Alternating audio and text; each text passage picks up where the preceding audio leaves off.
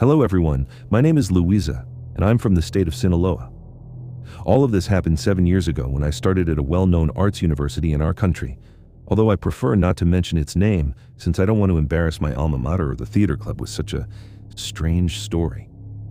First, a little background. I come from a really small town where there wasn't much to do, so when I got my spot in the literature department, I felt my heart race. It meant a change in my life, especially since I would have to leave my state and live in a new city for several years. In the months leading up to my first day of classes, I looked for a relatively inexpensive student residence. My dad would continue to support me financially, and my mom gave me a long list of things I should be careful of, just like in the movies. She was afraid her poor small-town girl would be overwhelmed by the big city, which, it's worth noting, didn't happen. I settled in almost immediately. Sometime later, we traveled to the university as a family, visited the campus, and saw the place where I would be living. I moved to the city a week before my first day, and it was as amazing as I had hoped. Not only did I start socializing with so many more people, but I was also overwhelmed by the sheer number of clubs and activities at the university. There were so many that I simply couldn't choose, and a great friend, the first one I made in the classroom, whom I'll call Samira, recommended that we join the drama club. I accepted almost immediately, thinking that in that club I would have space to unleash my creativity, write scripts, and try something new: acting on stage. The experience was as good as I imagined, and the other students welcomed us with open arms. There were about 20 of us, and I learned a lot about screenwriting and all that, and we even arrived at a good time, as they were just starting to prepare a new play. Neither Samira nor I had any idea that these rehearsals, which could run long until around 9 at night, would be the trigger for a terrifying experience. One ordinary Thursday in mid-October, Samira, I, and the rest of the club members were exhausted after a long rehearsal that had started around 3. It was a rehearsal with the costumes, and the play's premiere was approaching as it was scheduled for early November. We headed to the dressing rooms, and since each member of the club was responsible for storing their own costumes, there was no one to rush us. Besides, Professor Garcia, who was in charge of the theater club, was there, and the director of the play usually stayed until around 9 o'clock, reviewing notes and making corrections. To be honest, I don't remember what we were saying to each other at that moment, but we were very distracted, and while our colleagues were leaving, we remained in our seats, slowly taking off our costumes and saying goodbye to our colleagues until we realized we were completely alone. It was strange, but I know that Samira felt the same way. Suddenly, that place that had become so familiar to us felt strange and unnervingly quiet. The dressing rooms were behind the stage, in a basement that also served as a storage area for costumes and other items used by the theater club. We looked at each other and knew it was definitely time to leave. We finished getting dressed as quickly as we could, and although subtle, I heard a wooden knock in the distance that made me turn immediately toward the door. I glanced at Samira a second later, but she didn't react, so I assumed I must have imagined it. I continued folding my clothes, and when we were ready, we left the dressing room. The dressing rooms were halfway down the hallway, in the basement where the drama club was located, and the storage area for costumes and props was at the far end, behind a large double door. The hallway was well lit by white lights, though a bit old, I must say, so they sometimes flickered. That detail never bothered me, until that night, when the atmosphere began to feel so strange. Samira and I were relatively new to the drama club, and although we were given a mini tour of the auditorium, which was the second largest in the university, we didn't see all the rooms. That's why, as we walked down the corridor toward the storage room, I passed a bunch of closed doors, completely unaware of what might be inside. We went inside and quickly put away our clothes, trying to ignore the shadows as much as possible, wrist tightly.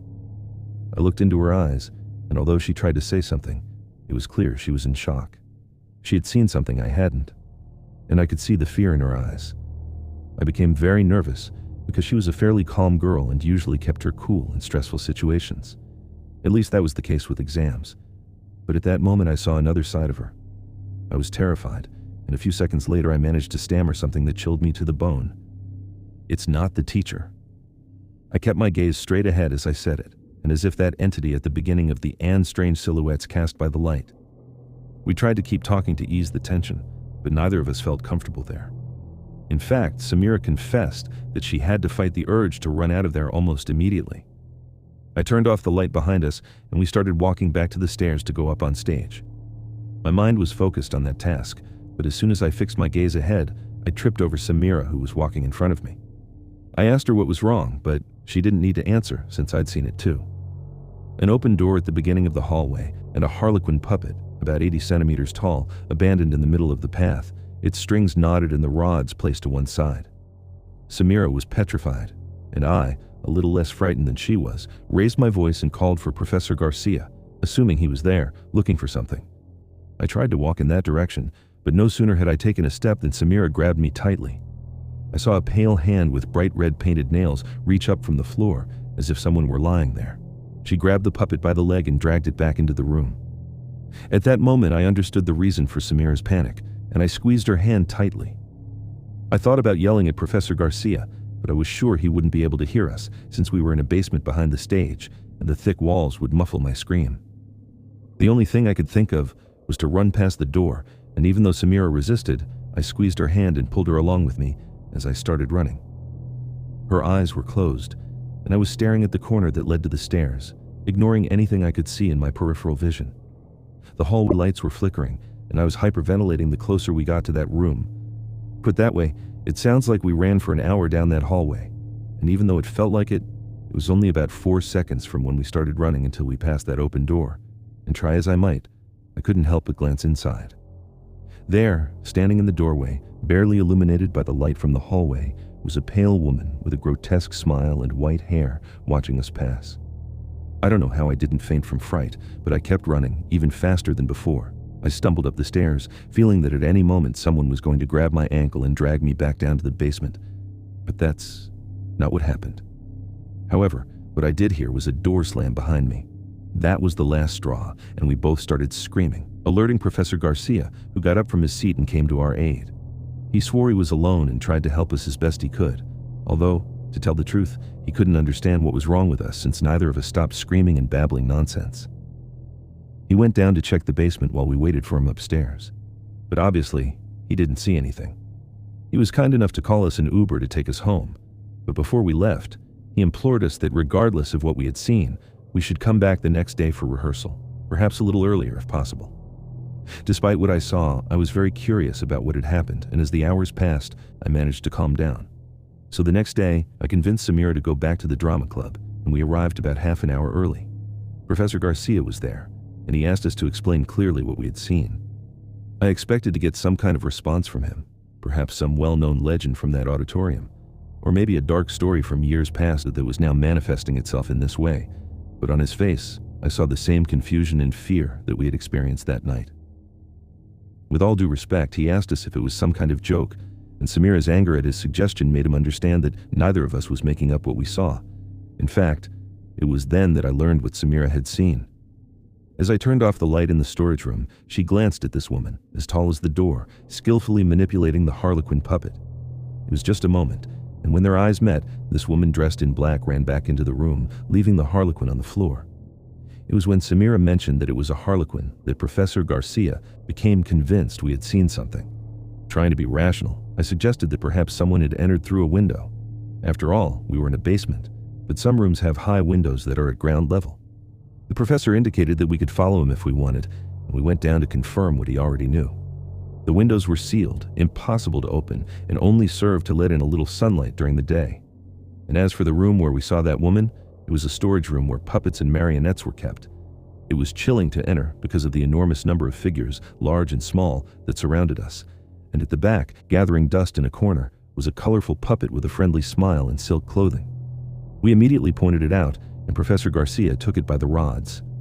That was the Harlequin we had seen the night before. The story had no explanation for any of the three of us, and the only thing the professor asked of us was that we not raise our voices, as he was worried that the members of the drama club would get scared and want to leave. We both promised to keep quiet, and during my 5 years of university studies, I participated in the drama club. Samira continued for 3 more years, until she left university to pursue other things.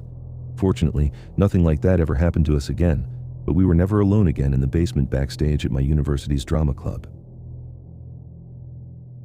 Good evening. I'll call myself Juan Carlos. I'm a math professor in the engineering department of a university in southern Mexico. I hope you understand that I don't wish to mention my real name or the name of the institution, because in the academic world, there is often prejudice against the paranormal, and I didn't want the university authorities to question my professionalism. But it is also true that I cannot deny that what I experienced was real, and that I can't find any logical explanation for it today. It all happened at the end of January last year, while I was grading the first batch of exams I gave to the second semester students. It was approximately 9 o'clock at night, and I was still in my office.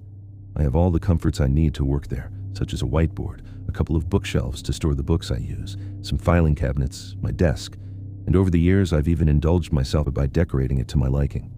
It's a pleasant place for me, and my wife knows perfectly well that I prefer to stay there until late so I can get home without any worries or unfinished work. The offices of the professors in this faculty are located in a building adjacent to the building where the classrooms are located is connected by a wide hallway, but there's not much more than 2 bathrooms and a maintenance room where brooms and other cleaning supplies are kept. About 10 minutes passed, and I was listening to a podcast on my phone when someone knocked on the door. I got up from my seat, and it was a colleague, also an engineering professor. I'll call her Sophia. She was about 10 years older than me, around 50, and a very kind woman, but also serious and strict. In fact, the students were a little afraid of her, and with good reason. She knocked on the door to say goodbye and asked if I was already thinking about leaving. I suppose she wanted to know, since she didn't like walking alone through the faculty parking lot.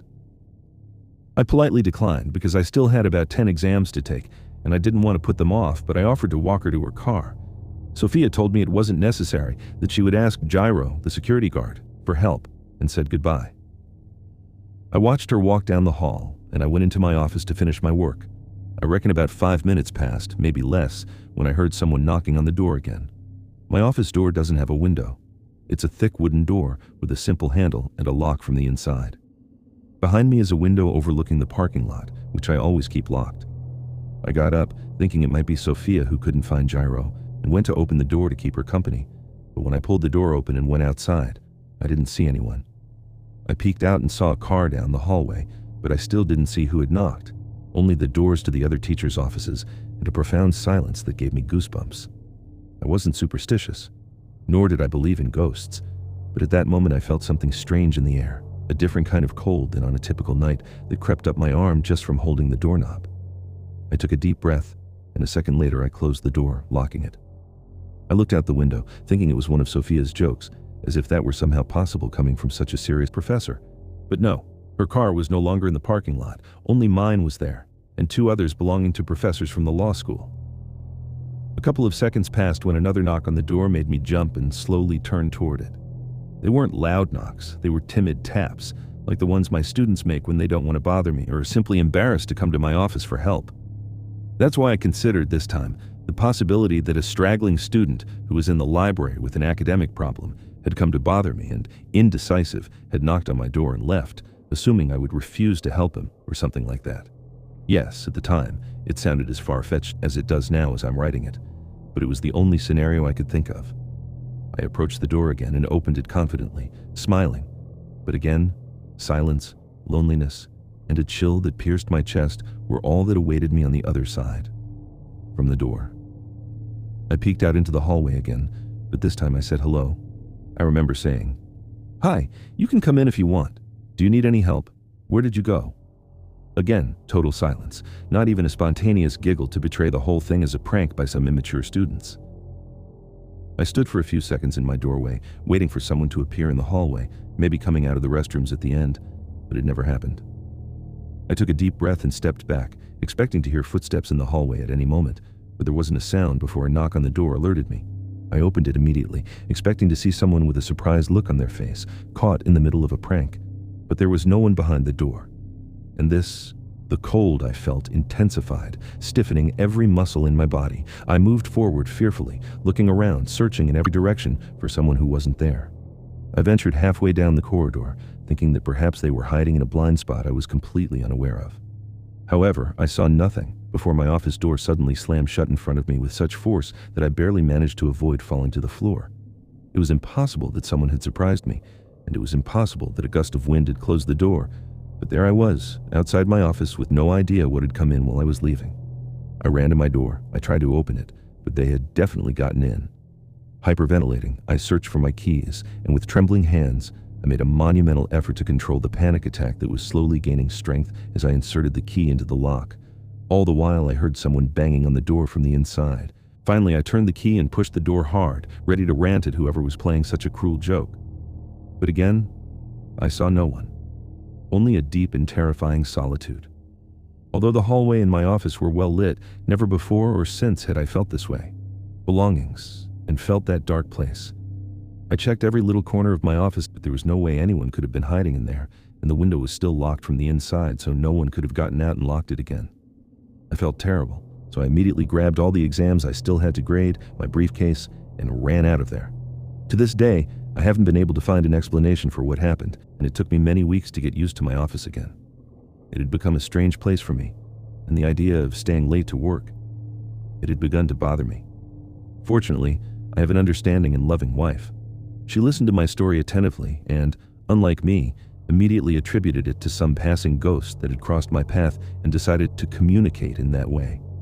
She explained that it probably wouldn't happen again, but that if it helped, we could have video calls while I worked so I wouldn't feel so alone. It really worked, and little by little, I was able to return to my favorite place, to work. It even became a pleasant habit for both of us to make video calls and keep each other company while we did our assignments. She was right. That event hasn't happened again since, and I hope it stays that way for all the years I plan to teach at this university. How's it going, community? My name is Amelia, and I've been a tenured professor at the Central University of Venezuela for several years. My story doesn't take place during this stage of my life, but several years earlier, when I was a fourth semester student. You see, I've always been someone willing to fight for what I don't think is right, and in my time as a student, there were many things wrong at the university. Too many. That willingness to fight eventually led me to join the university's political groups, and as the student elections approached, my name was among those considered for president of the student union, which meant I would have to represent and look after the interests of the students in my school. Some students take this role more seriously than others, let's not kid ourselves. But I, at least, was very enthusiastic about the idea. And that's why I did everything I could to get my candidacy off the ground, gather a group of students as motivated as myself, and run for student government, allied with several groups from other university programs within our same faculty. But well, politics is what it is, both inside and outside the university, and while I was trying to attract the votes of the students, who don't always have the time or energy to think about politics, I also had to maintain contact and alliances with people I would have preferred not to meet and with twisted moral values. In retrospect, got together with some very questionable people, not in the sense that they did illegal things, but because, due to their ambition, their hypocrisy, and the means by which they obtained things, they were filled with a gigantic negativity. And perhaps that same negativity and the hypocrisy they carried with them was what caused the paranormal event I'm about to tell you about. The day of the elections arrived, and I was bursting with anxiety and anticipation about how everything would turn out. I spent half the day making calls and the other half staring at the ballot boxes and greeting colleagues and friends who wished me good luck. We started at 7 in the morning, and by 6 in the evening the polls had closed. The sealed boxes were taken to different rooms where each school would count the votes in front of the candidates from all the schools and some extra students who served as witnesses. University authorities opened the boxes and counted the votes. Once verified, the winner of the election was announced and told the date of their swearing-in ceremony. While all this was happening, I could feel several pairs of eyes on me, not only those of my rivals, people I respected and still respect despite our differences, but also the venomous gaze of some friends and allies who were there as witnesses, unable to hide their malice behind those hypocritical smiles. When the vote count at my school was finalized, I won with 80% approval. The celebration was supreme. We were overjoyed. And yet, that brief moment of happiness was overshadowed by a tight hug from behind that made me feel a gigantic weight on my shoulders. A girl, whose name I won't mention, congratulated me in a way that was as effusive as it was insincere, since I was well aware of the rumors she had tried to spread about me to sabotage my candidacy. I was surprised that she weighed so much, since she was actually smaller and thinner than me. And yet, it was as if a sack of cement had been dropped on my back. However, I ignored that strange feeling while I saw that same person who had spoken ill of me crying with joy while congratulating me on the victory, as well as others in his group who, feigning great relief, told me that everything would be fine. A moment that should have been happy turned strange and uncomfortable very quickly, and worse things were yet to come. My classmates and I finished our homework there and went out into the corridor, approaching other classrooms to see if our friends and allies had won, although the real reason was to escape that small group that was pretending to be our friends and wouldn't take their eyes off us. I know this because I couldn't help but turn around every few minutes, and there they were, far away in the corridor, staring at us for about 10 minutes, until they finally left the faculty building. I felt a great relief not to see them waiting for us when we left an hour later. The idea immediately arose of going to celebrate the victory of our coalition's candidates. After all, we were still university students. It was Friday, 8 o'clock at night, and we walked to one of the exits to have a drink at a university bar that was about 100 meters from the entrance of the university. The university didn't have classes that night, so aside from the election groups from other faculties, the whole place felt eerily lonely, and despite being focused on the fact that I was now president of my school, a cold breeze behind me, accompanied by a faint musty smell, wouldn't let me relax until we got to the bar. We were there until 3 in the morning. I was hoarse from shouting so much, and I'd also drunk too much. My best friend at the time, Ariana, was also a little tipsy, and when we were both pretty tired, we agreed to go back to her place to sleep. We said goodbye to everyone, and at that moment 3 friends joined us, as they were also leaving. I lived in another city, but the 4 of them lived on the other side of the university, across the campus to another exit. In an act of recklessness, instead of calling a taxi, we decided to walk. At first, we were laughing, telling stories and anecdotes about the election, but soon, when we went back onto the university campus, we noticed a change in the nighttime atmosphere. While behind us, near the bar, we could hear the noise of people drinking and cars passing by. Inside the campus, things became very dark and quiet, and again, a strange chill ran down my spine and chest, forcing me to turn around. I didn't see anything. I had a moment of lucidity in the midst of my drunkenness, and I told the guys we should call someone to look for us, but they ignored me. When I insisted, Ariana told me to keep walking. I thought it was just me, but no one was laughing anymore. They all became serious, and I think the shock of it all sobered us up a bit as we crossed the deserted university streets. I asked them if they were as cold as I was, and if they could smell that musty odor in the air, and they nodded gently as we tried to move as quickly as possible through the covered walkways, heading for an area known as the Covered Plaza. All the way there, I heard whispers coming from the surrounding buildings, and murmurs behind us that made my blood run cold. I tried to convince myself that they were just straggling students who stayed behind to celebrate inside the university, or that my drunkenness had gone too far and I was just hearing things. But when we got to Plaza Cubierta, the harassment escalated, to the point that I felt someone waving a hand at my hair. I turned around immediately, letting out a stifled scream, but there was no one behind me. I felt my ears and neck burning as I tried to tell the guys that someone was following us, but my voice was too quiet, and they didn't hear me. They didn't even notice I stopped. I caught up with them, running, just as I heard a chuckle behind us. This time the others reacted and turned to look at me. They saw my terrified face, and one of the guys, Kevin, asked me if I had laughed like that. My face, a picture of pure terror, must have spoken for me, because we immediately quickened our pace, almost running. Plaza Cubierta is an open space, full of columns supporting a giant roof, and maybe it was suggestion, or perhaps panic.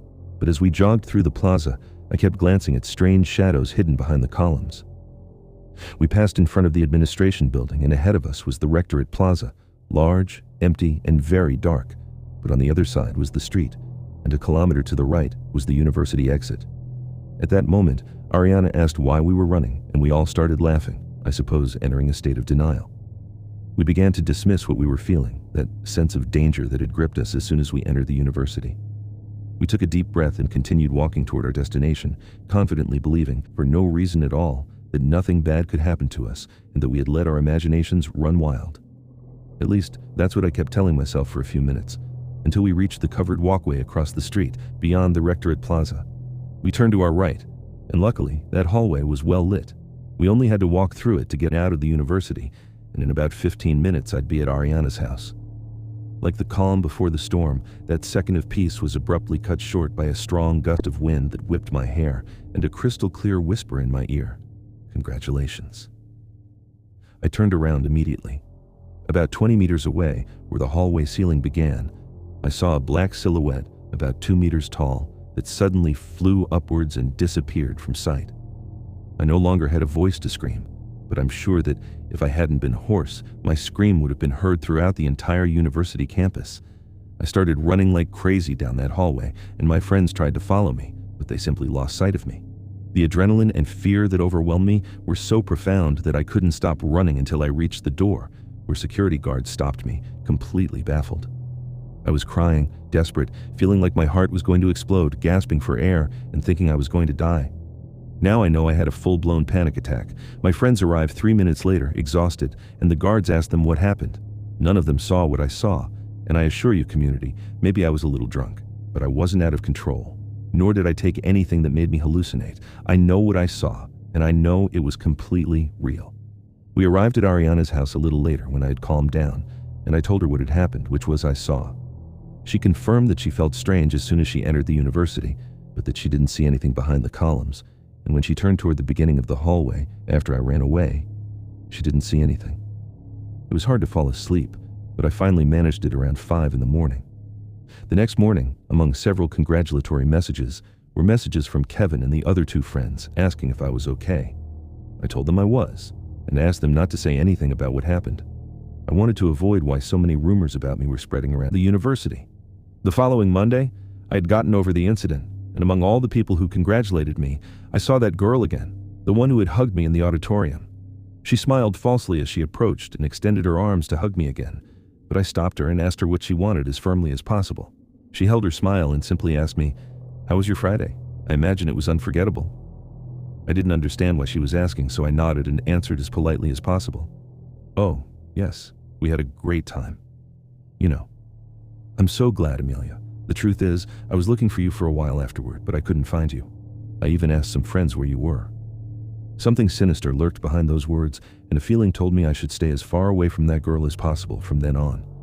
I have no proof, but I also have no doubt that she had something to do with what happened to me that day. Of elections, deeply souring what should have been a very happy night, and just in case I had any doubts that this girl was sinister, a short time later some cleaning staff discovered her at night in the women's restroom trying to clean a lot of blood off her hands. They called the guards, and a few minutes later they discovered that she had sacrificed a rooster inside one of the stalls. This was the last straw, as apparently she had received several complaints from other students due to her harassment and creepy behavior. She was suspended for a year, and fortunately, she didn't return after that period. I fulfilled my duties as president as best I could. I finished my university studies a few years later. I feel happy to have lived through that stage of my life, but I will never forget that on the very night I won the student union presidency, a sinister shadow followed me and my friends. I suppose that the resentment, envy, and contempt of some people are capable of bringing entities into this world, capable of terrifying us beyond any logical explanation.